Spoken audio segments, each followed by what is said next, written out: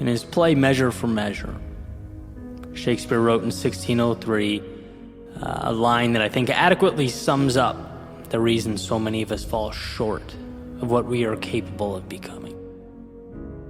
He wrote, "Our doubts are traitors, and make us lose the good we oft might win by fearing to attempt."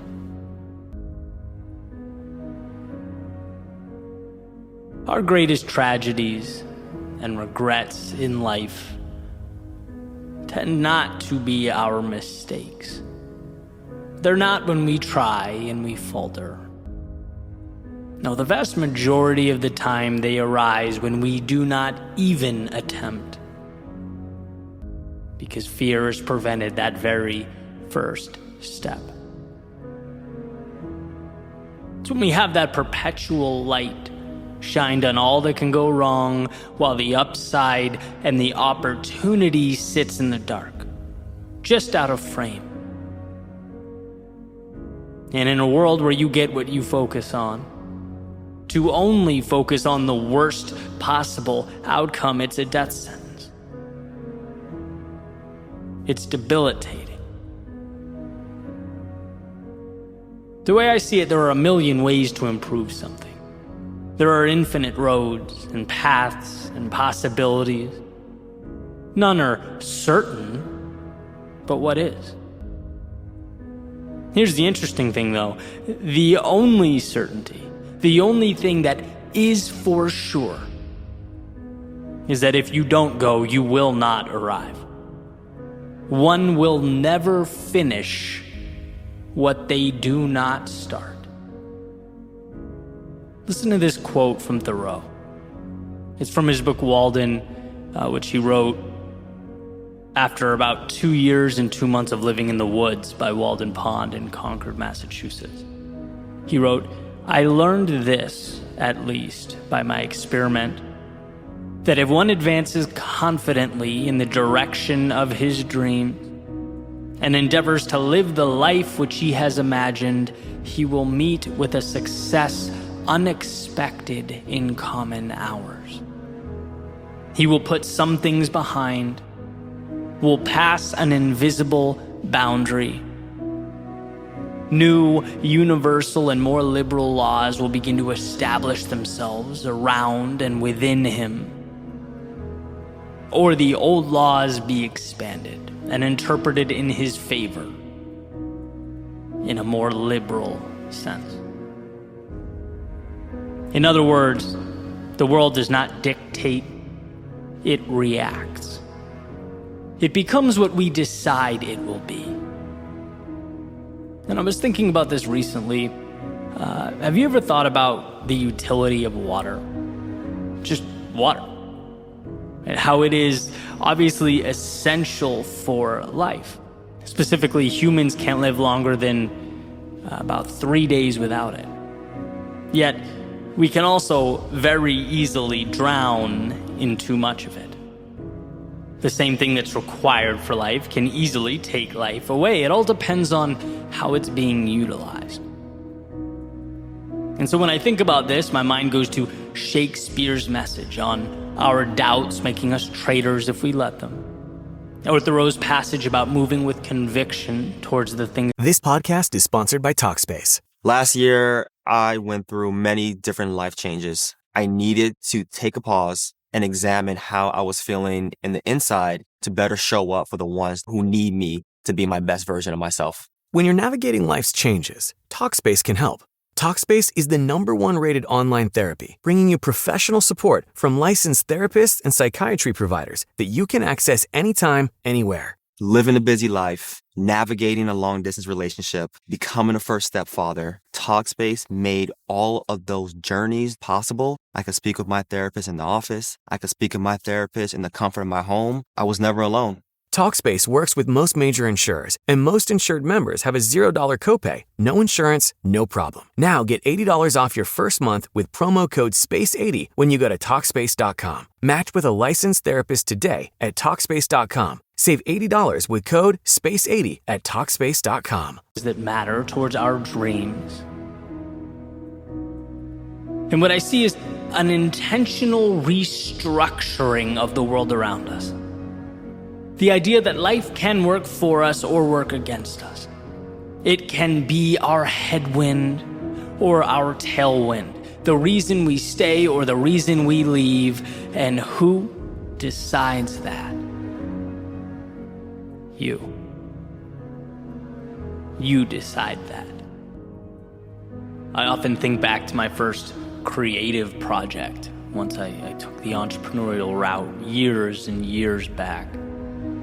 I referred to the project as quiet desperation, in reference to actually another Thoreau quote, "Most men lead lives of quiet desperation," because I realized around that time how easily that could become reality, and decided to do something about it. For me, it was a huge step out of the routine and the cycle. I finally asked myself who I was living for. Where did I lose myself?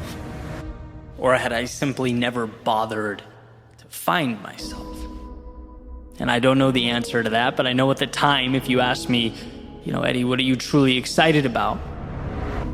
Probably be a lot easier for me to tell you about the things I didn't like, I was afraid of, that I was unhappy with. That's what I saw, that's what I focused on, and that's the point.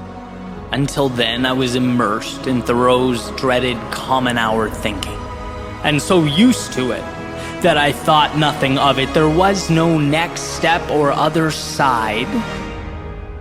And then I arrived at that moment I hope we all get to at some point. Realizing there's very little to lose and everything to gain. And it drives me crazy how hard we have to fight for this understanding. How much easier life would be if it was intuitive, but it's not. It's a journey, a muscle that must be built, and so we must build. We have to prove to ourselves that what's big and intimidating can be broken down. That what we visualize can materialize. That will always be true. But we need to make ourselves believe it. Identity is scripted, confidence is earned, not once, but every day. And we must understand the pain associated with staying far exceeds the pain associated with moving towards our dreams. The former is destructive and the latter is what we need. They are not the same. So being as we choose what we see, how about a commitment? Not a commitment to be perfect, not a commitment to have all the answers or avoid mistakes. No, how about a commitment to allow ourselves the courage to be imperfect? A commitment to go when we don't have the answers. A commitment to see mistakes as a necessity instead of a catastrophe. In this world of subjectivity, make sure that movie playing in your head illuminates the opportunity, not the loss. So that when you fall, the inclination isn't to run from the bad, but to look for the good. Because I promise you, you will get what you look for. That perspective will alter your actions, which will alter how you see yourself, which will alter the trajectory of your life. Let's leave that mediocrity, that common hour thinking behind as we head for higher ground. Commonality, being average, it's a wolf in sheep's clothing. It seems simpler. Sure, it seems easier. But the ones immersed in that world, they're depriving themselves of the answers they desperately need. They're refusing the hand that is perpetually reaching out. When we turn our backs on the extraordinary, it is because fear has gripped the wheel and we are now passengers along for the ride. But you have the ability to be more. You have the ability to move towards what matters to you. To take the steps one at a time, bear the discomfort 1 second at a time, acclimate 1 day at a time. This is a journey dependent entirely on you and your willingness to step out the front door. To finally see the things you previously disregarded.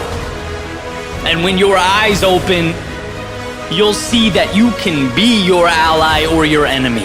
This can be the beginning of a new chapter or the continuation of a current one. This is your story. And by the way, that doesn't mean others wouldn't love to make it theirs, wouldn't love to tell you that life is beyond your control, wouldn't love for you to think that you are dependent on the outside world, that you need them and what they are willing to provide for you. But no, this is about you.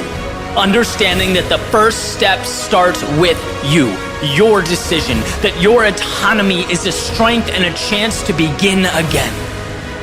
Change the way you think, and what you get changes. It's not magic, but practical evolution. When we force ourselves to see the positive, when we look for a way, we find it. That's reality changing because you decided that it should. And that's what the power of perception is. Nothing more than unlocking the gate that was previously placed before you. There's no better time than this very moment to walk through it and rewrite your story as it should be written.